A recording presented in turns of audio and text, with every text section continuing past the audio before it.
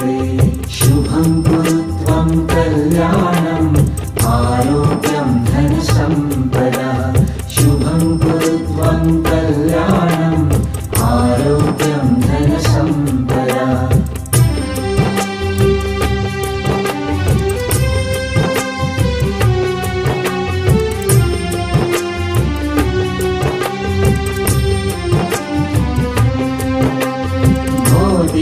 ब्रह्मरूपस्त्वं ज्योतिषां प्रभुरव्ययः ब्रह्मरूपस्त्वं ज्योतिषां प्रभुरव्ययः आरोग्यं देहि पुत्रांश